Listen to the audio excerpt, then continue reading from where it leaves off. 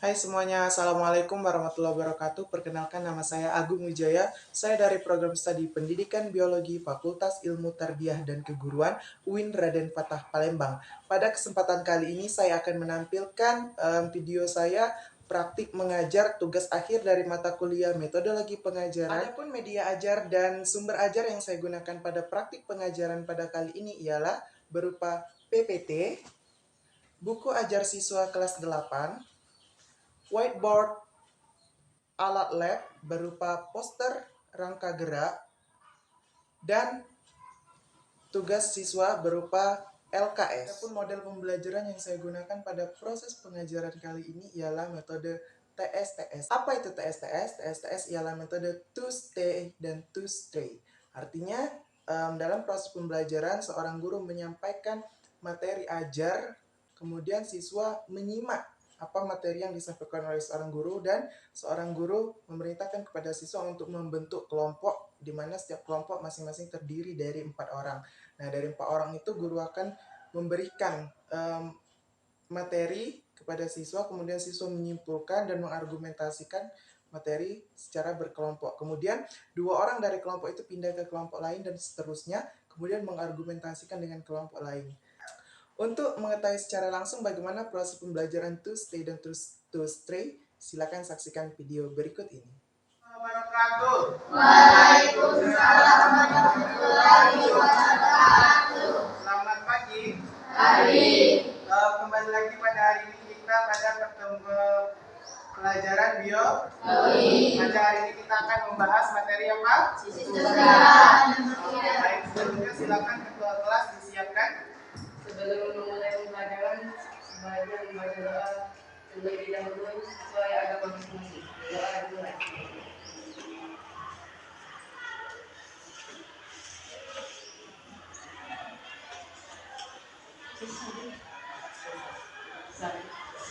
Oke, baik. Silakan dibuka buku cetakannya masing-masing.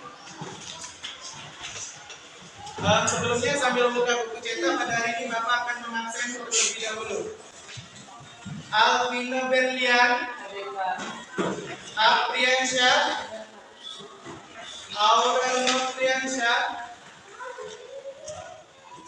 Dapa Arjuanda, Desti Julianti, Dwi Permata, Priska Ayu Aprilia, Kelvin, Liana, M. Yoga Triputra, Marcella, Marianti, Meliana, Febriansyah, Fadli, Nur Kartika, Rahma Nuriska, Rena, Ronald, Rido, Resya, Mutiara, Sahda, Satria Febriansyah, Sefira, Sela, Ferin, Susan, Teddy. Oke, baik. Silakan dibuka bukunya pada materi sistem gerak manusia. Karena pada hari ini kita terkendala listrik, maka tidak bisa menggunakan infocus. Tapi Bapak akan tetap menampilkan slide PPT melalui laptop saja. Silakan dibuka materinya mengenai sistem gerak. Apa itu sistem gerak?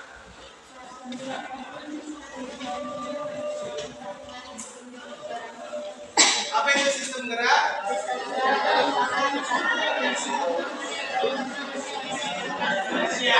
Ya, baik.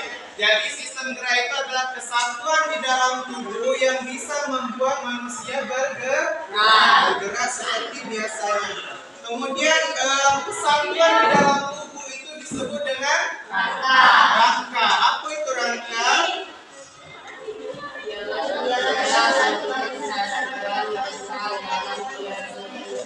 Ya, baik. Jadi rangka itu adalah kesatuan struktur tubuh yang membentuk tubuh. seperti ini. Silakan dilihat gambarnya. Ini kan rangka. Rangka ini dinamakan adalah rangka, kesatuan di dalam tubuh yang memberikan bentuk kepada manusia. Seperti tangan, tidak bisa dikatakan tangan kalau tidak ada rangka, tidak ada tulangnya. Begitupun kepala dan anggota tubuh lainnya tidak bisa dikatakan bentuk tubuh kalau tidak ada rangka. Jadi rangka itu yang memberikan bentuk kepada tubuh. Selanjutnya fungsi rangka. Yang pertama apa? Memberi bentuk kepada tubuh, seperti yang sudah Bapak jelaskan di awal tadi, bahwasanya tangan itu tidak bisa dikatakan tangan kalau tidak ada tulang, tidak ada rangka. Jadi rangka itu dapat memberikan bentuk kepada tubuh. Seperti ini dapat dilihat. Ini tidak bisa dikatakan kepala kalau tidak ada tempurung kepala. Tidak bisa dikatakan tangan kalau tidak ada tulang berbentuk seperti ini. Tidak bisa dikatakan bentuk kaki kalau tidak ada rangka. Kemudian selanjutnya fungsi rangka yang kedua apa? Alat gerak pasif. Alat gerak pasif itu berupa, nanti bakal kita lanjutkan di slide selanjutnya. Jadi sebagai alat gerak pasif yang selanjutnya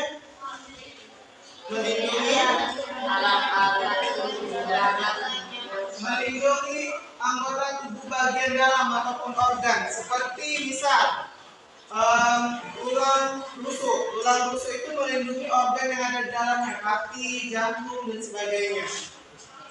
Kemudian ada sebagai tempat melekatnya otot rangka. Jadi rangka itu sebagai tempat melekatnya otot rangka. Kemudian fungsi rangka yang kelima apa? Menunjang tegaknya tubuh. Jadi rangka yang dinamakan kerangka, kita bisa tegak itu karena ada rangka tubuh. Bisa tegak seperti ini, yang kita berdiri seperti ini karena adanya kerangka. Kemudian yang keenam apa? Tempat menentukan sandaran. Yang terakhir sebagai tempat perlindungan. Selanjutnya alat gerak manusia. Yang pertama alat gerak pasif. Nah, tadi sebagai alat gerak pasif kan fungsi rangka. Alat gerak pasif itu berupa apa?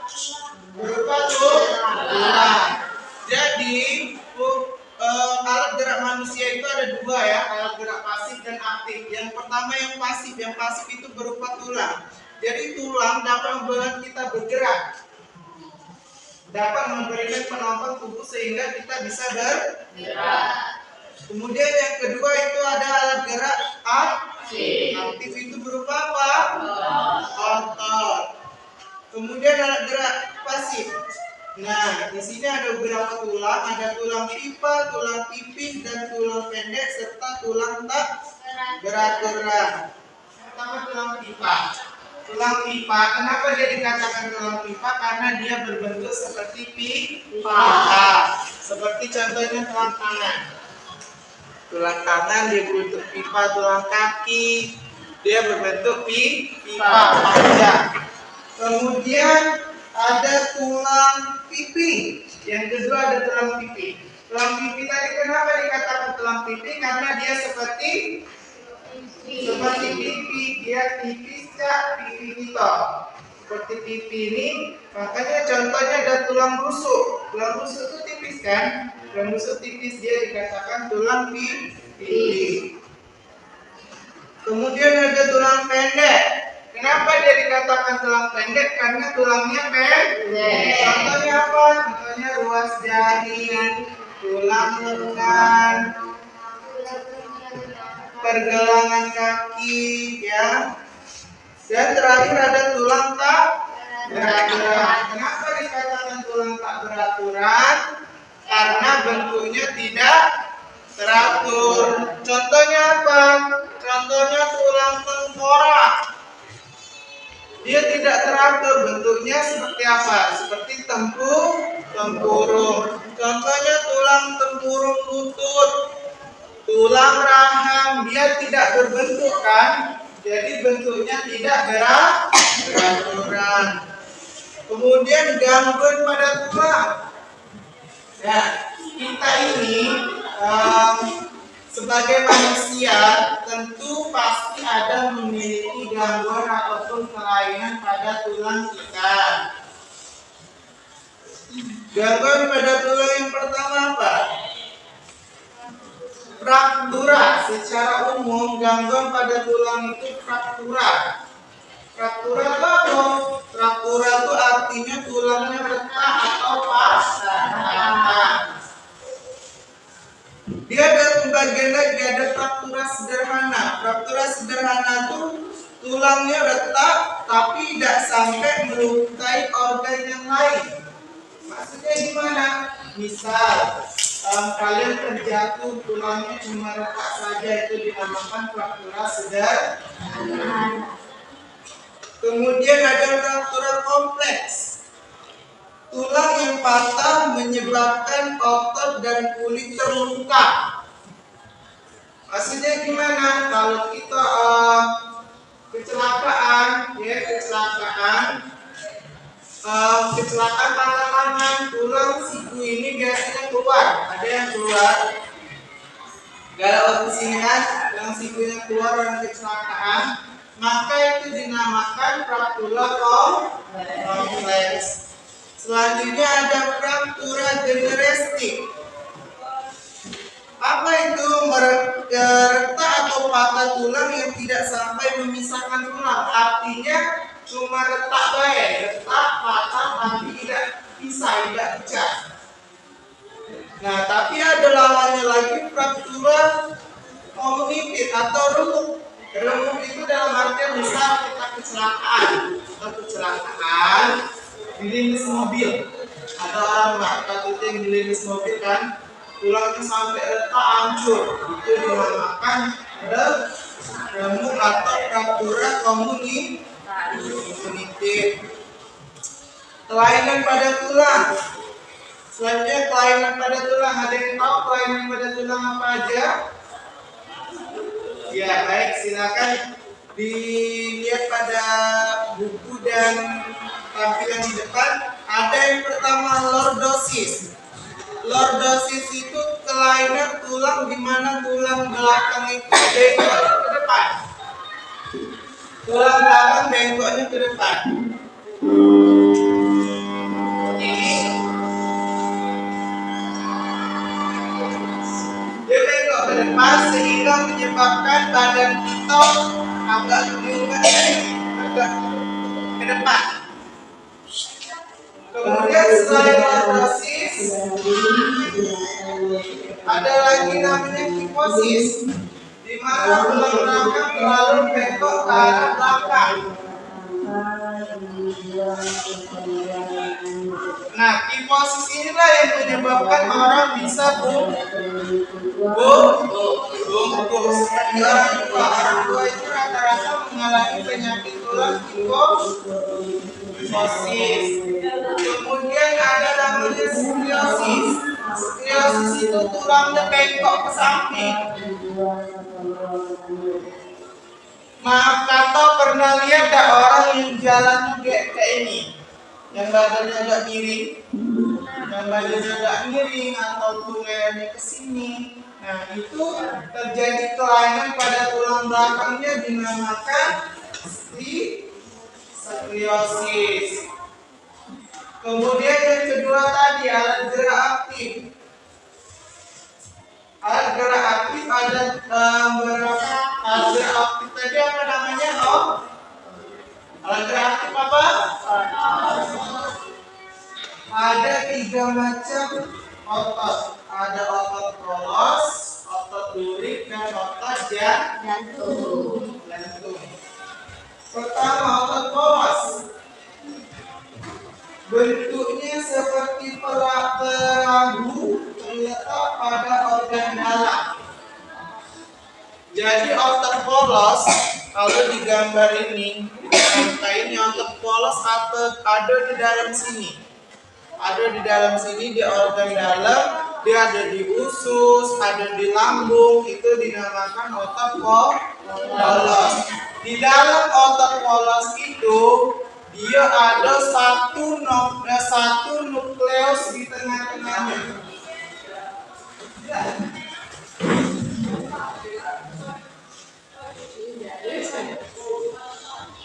Otot polos nih, ya, otot polos dia ada melindungi di dekat-dekat organ, ada jantung, usus, lambung dan sebagainya.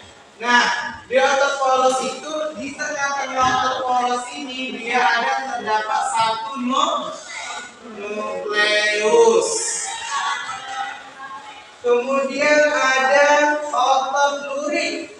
Nah, otot lurik itu berbentuknya silindris. Gimana silindris?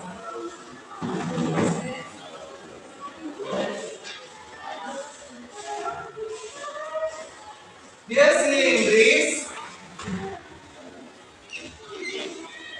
melekat pada rangka. Jadi otot lurik itu ada di rangka-rangka ini.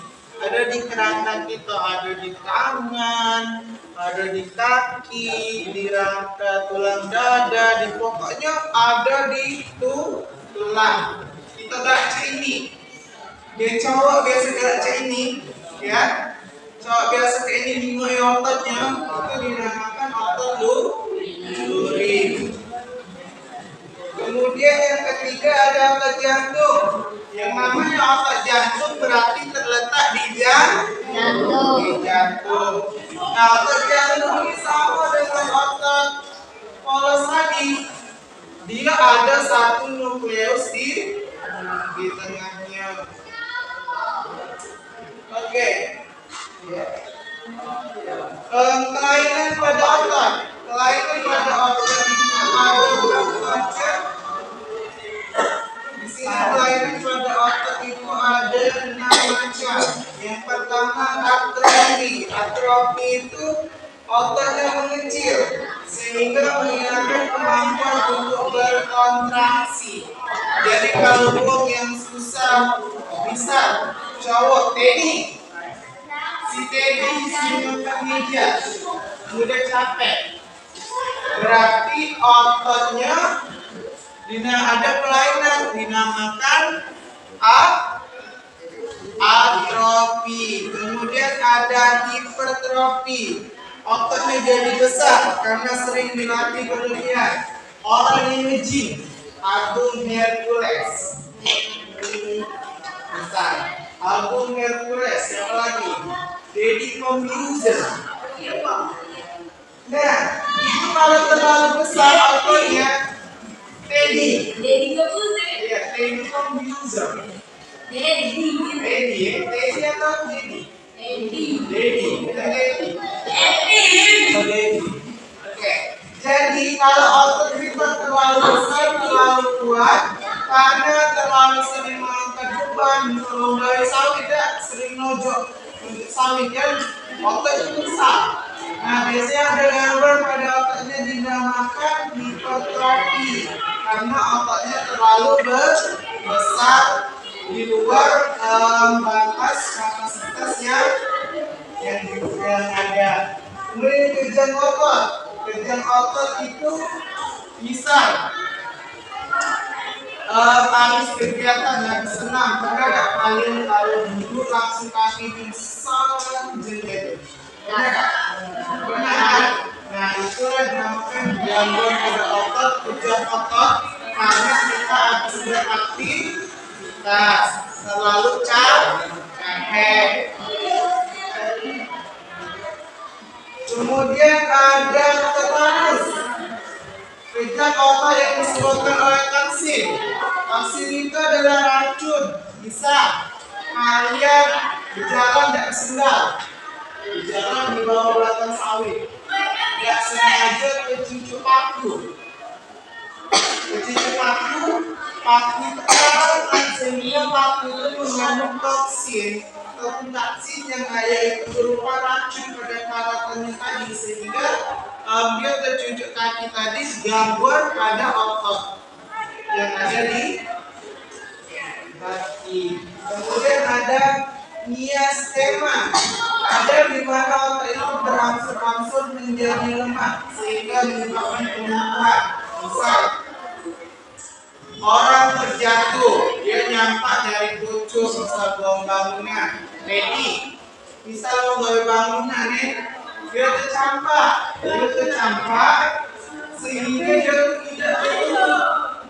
tidak melakukan refleksi pada ototnya. Nah, lama-kelamaan otot yang ada di tubuhnya itu menjadi lemah. Otot yang ada di tubuhnya menjadi lemah sehingga apa? Sehingga mengalami gangguan yang dinamakan maistema, yaitu otot lama-lama jadi lemah sehingga menyebabkan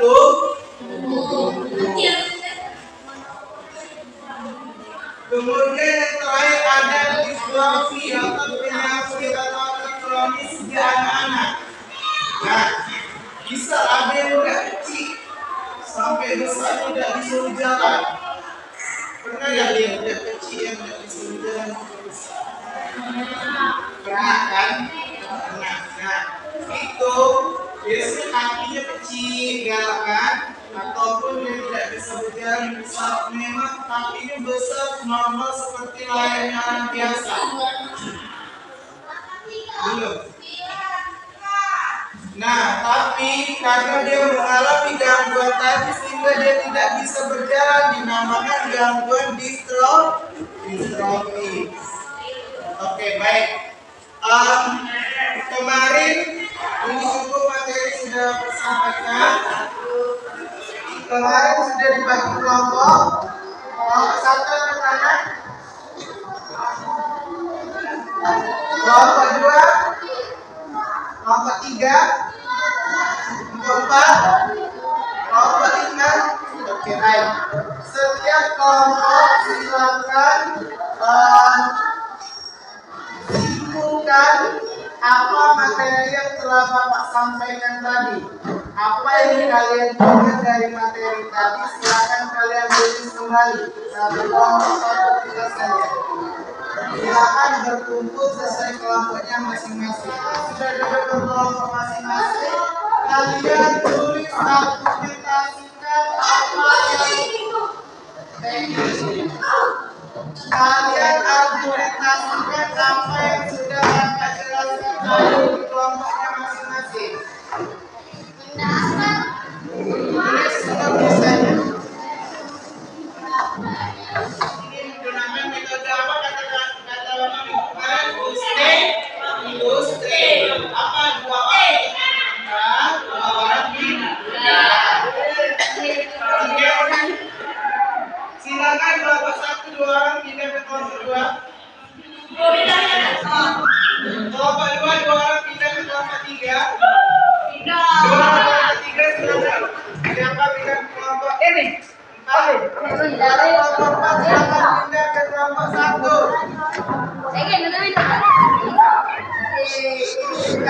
Silakan kalian argumentasikan yang telah Bapak sampaikan tadi.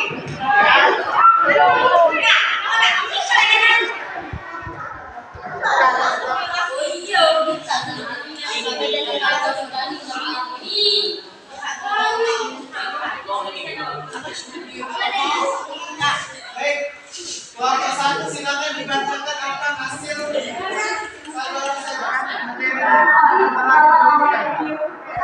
yang lain silakan dengarkan. Silakan dibacakan.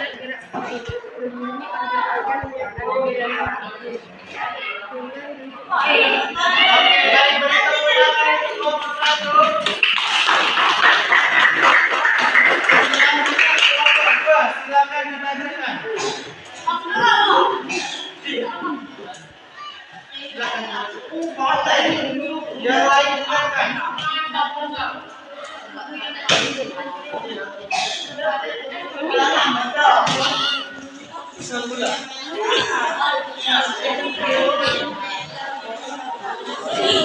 Yang lain dengarkan.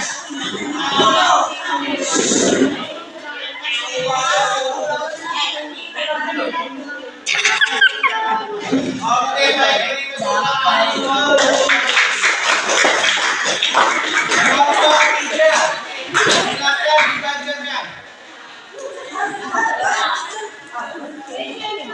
berdiri.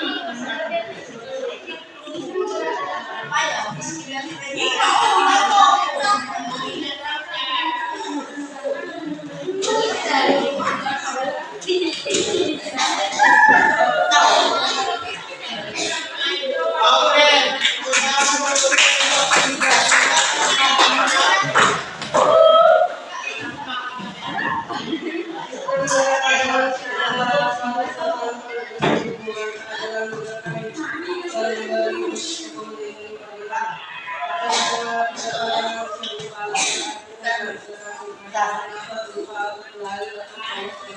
Oke, tepuk tangan untuk terakhir kelompok silakan.